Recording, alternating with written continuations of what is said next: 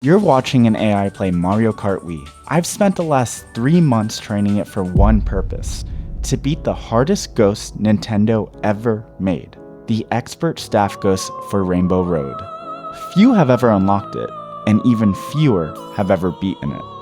But unfortunately, my AI just lost to it by 0.2 of a second. Nobody taught it this track. It learned the way you did, by playing, failing, and trying again for over 1 million games. In theory, given enough time, it will only get faster. But in reality, this thing couldn't survive 5 seconds. And getting from there to 0.2 took every one of those 3 months. It took obsession. Oh, no, no. What? No, no, no, no, no, no, no, no, don't do that! It took many long nights reading research papers, and many long nights debugging. To see how we got here, let's go back to the very beginning.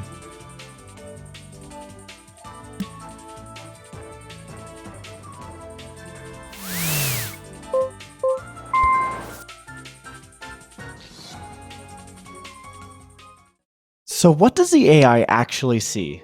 Well, not pixels. Pixels are slow and honestly unnecessary. Instead, every frame, the game gets compressed into 243 numbers. The first set of numbers describe the kart itself, things like its velocity, whether it's drifting, how charged the mini turbo is, and finally, whether it's falling into space. And then comes the important part, which is the track itself.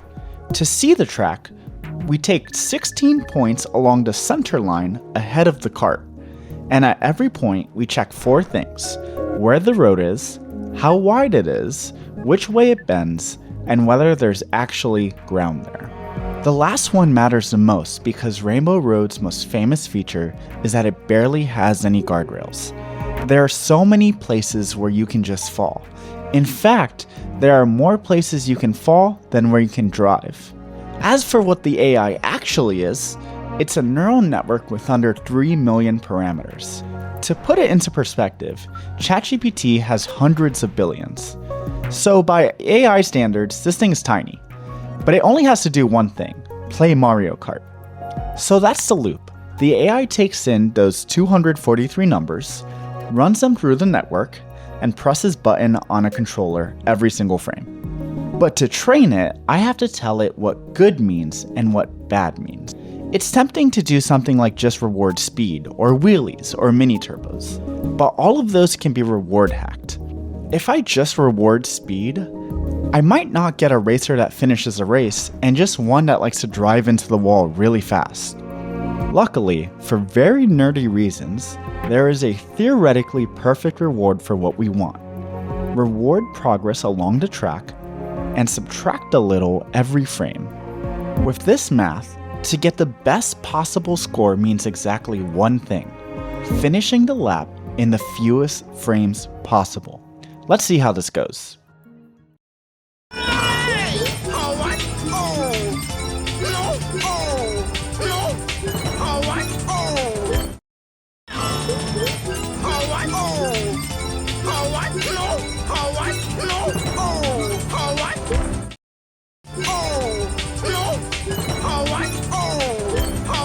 So, it didn't go very well.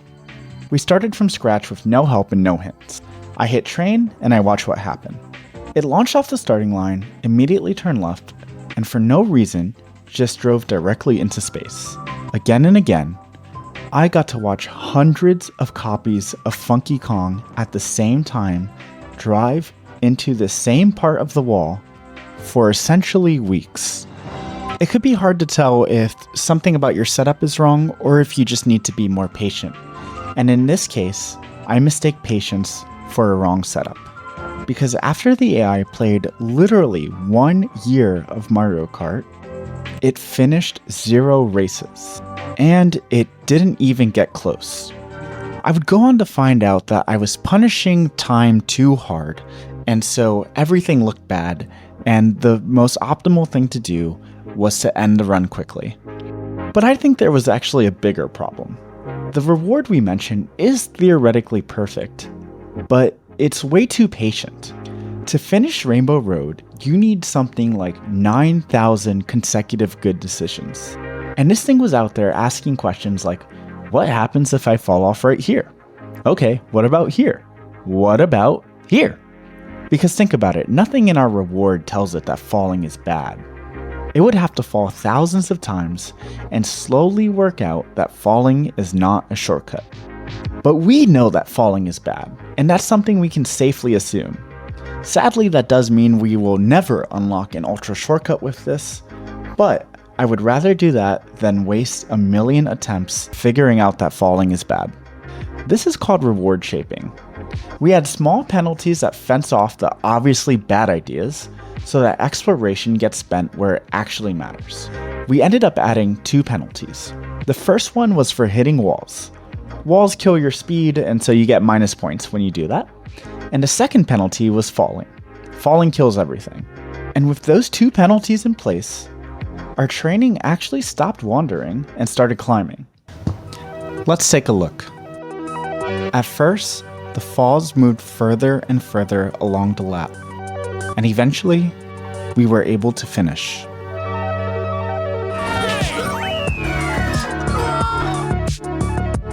And then we were able to finish faster and faster.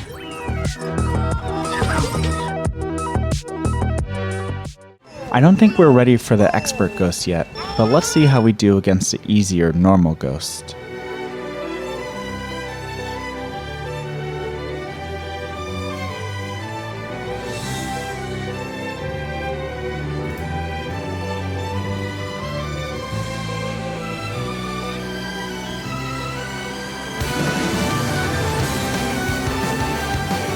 And just like that, we had our first win.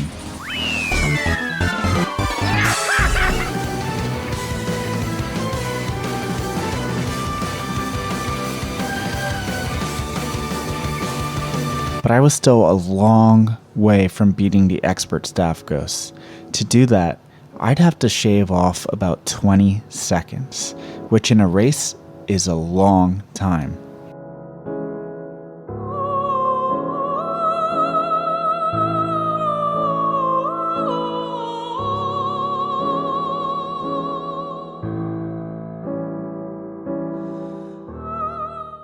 I had a feeling that it would get there eventually, but I was impatient and I wanted to know, can we get there even faster?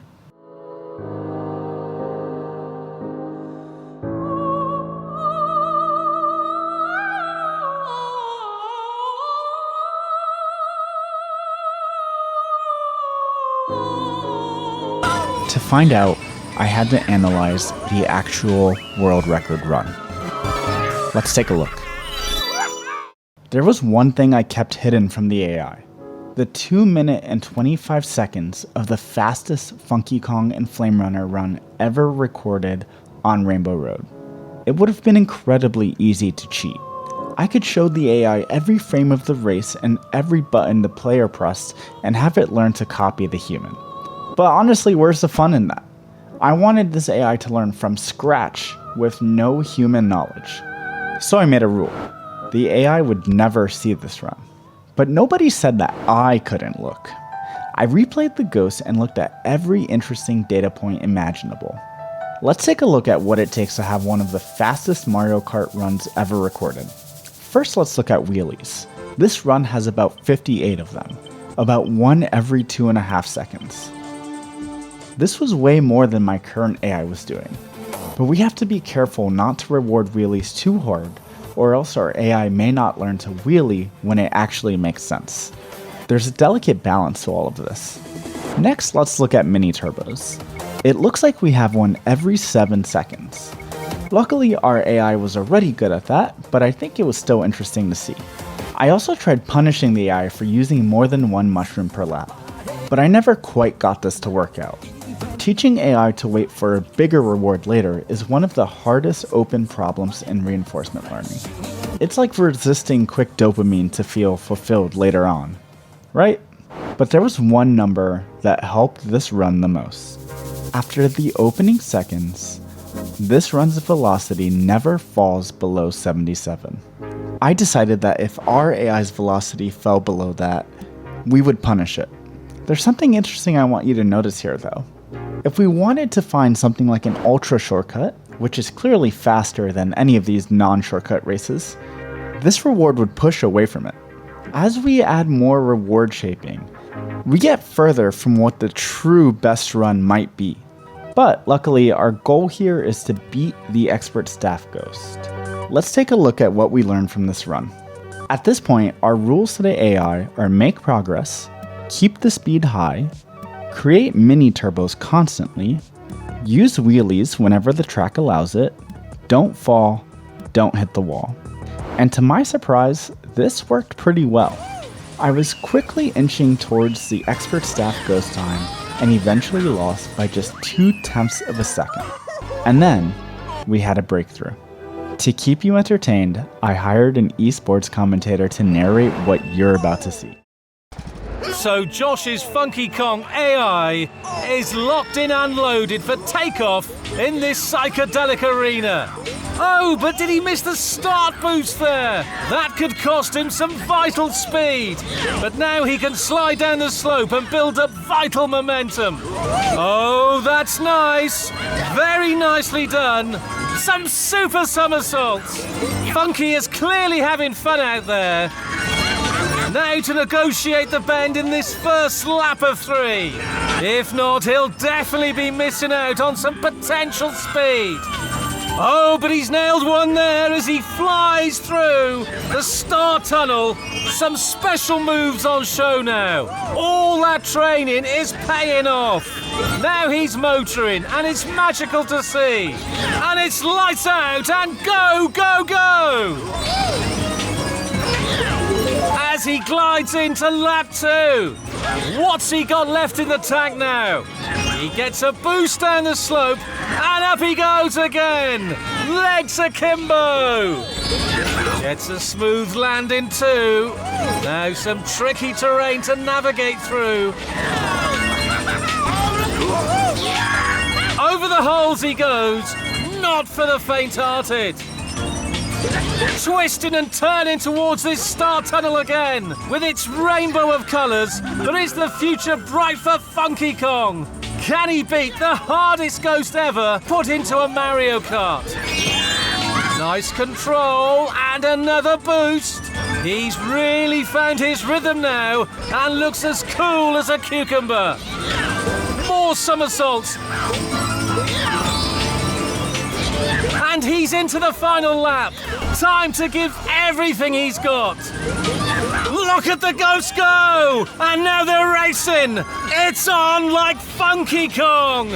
Did he get ahead there with a somersault? This is intense racing. And up he goes again. And there's the Mario Kart.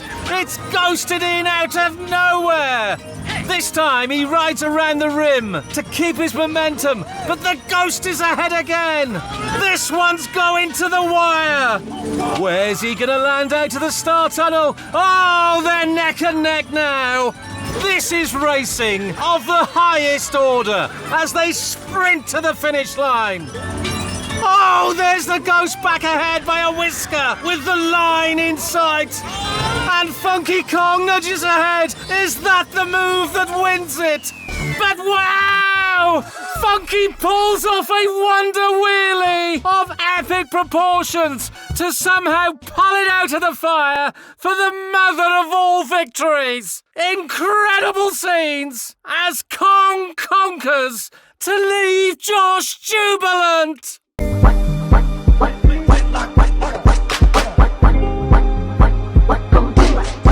We did it. And here's the thing, it didn't stop. While I was editing this video, the AI kept training. There were no new ideas, no new rewards, just more time. As of right now, our time is 2:34.163, which is 10.5 seconds faster than the ghost we just beat. Not too bad for something that spent its first year driving into the same wall. I want to give a huge thanks for the people that maintain the Kinoko repo because this project would not be possible without it. Or it would, but it'd be a lot slower. Anyway, thank you for watching. Oh, and if you want to watch the full run, start to finish, no cuts, stick around. Oh, and by the way, I'm going to be doing AI safety research at Anthropic. Thank you. Bye. Enjoy. Subscribe. Love you. Hello?